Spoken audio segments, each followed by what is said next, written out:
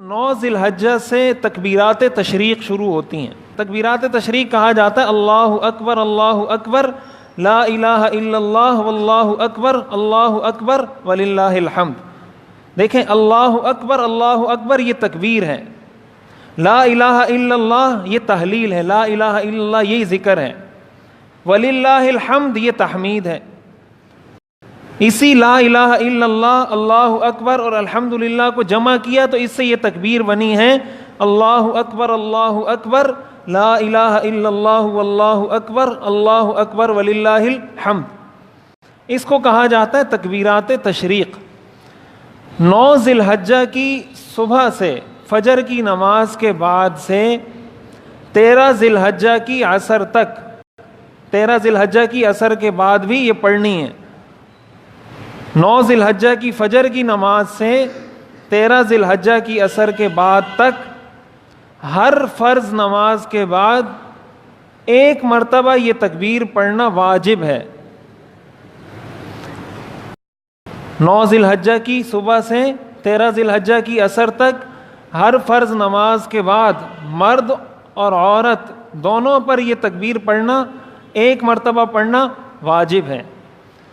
مرد کے لیے ضروری ہے کہ اس کو بآواز بلند پڑھے، بلند آواز سے پڑھے۔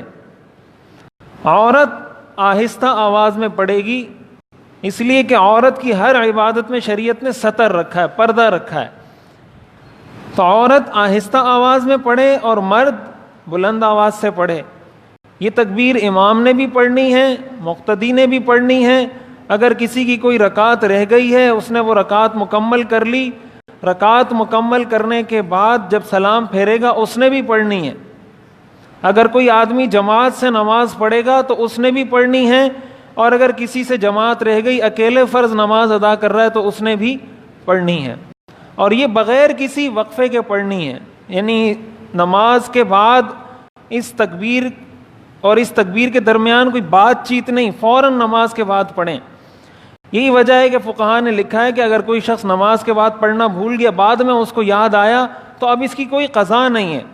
اب اس کی قضا یہی ہے کہ استغفار کرے، توبہ کرے، اللہ سے معافی مانگے کہ یا اللہ مجھے یاد نہیں رہا، میں بھول گیا تھا۔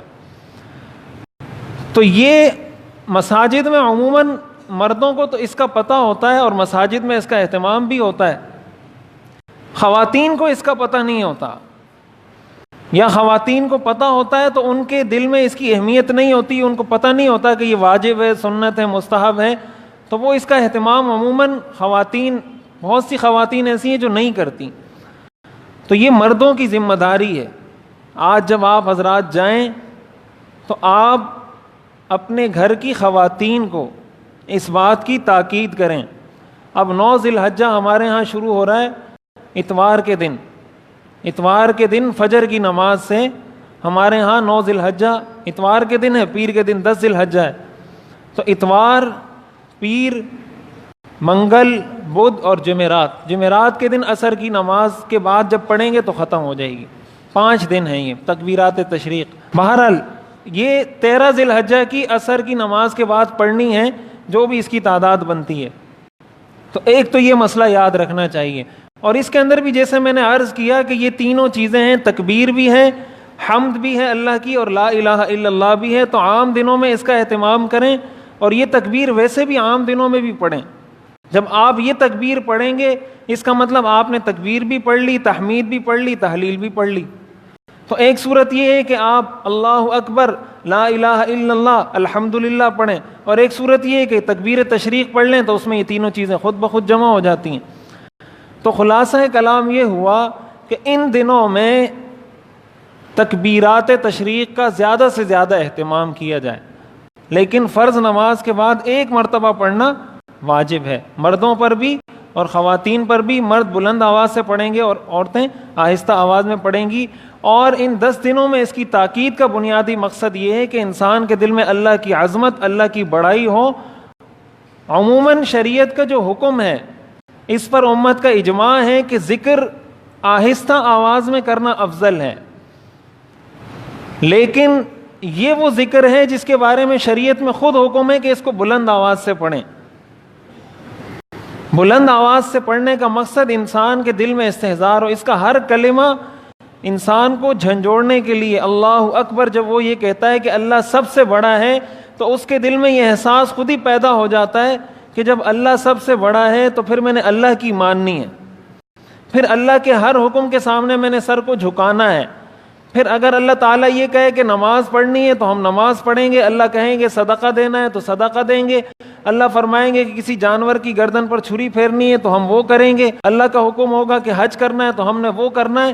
اس لیے کہ اللہ اکبر، بار بار اللہ اکبر اللہ اکبر اللہ اکبر، یہ ان دنوں میں پڑھوایا جا رہا ہے کہ ان 10 دنوں میں بھی پڑھیں، قربانی کریں، پھر بھی پڑھیں۔ جب عید کی نماز کے لیے آئیں تو بلند آواز سے، عید الاضحیٰ کی نماز کے لیے جب آئیں تو بلند آواز سے راستے میں اللہ اکبر یہ تکبیر تشریق پڑھنا مسنون ہے۔ جب عید الاضحیٰ کی نماز کے لیے گھر سے نکلیں تو بلند آواز سے راستے میں یہ پڑھتے ہوئے آئیں، یہ مسنون ہے۔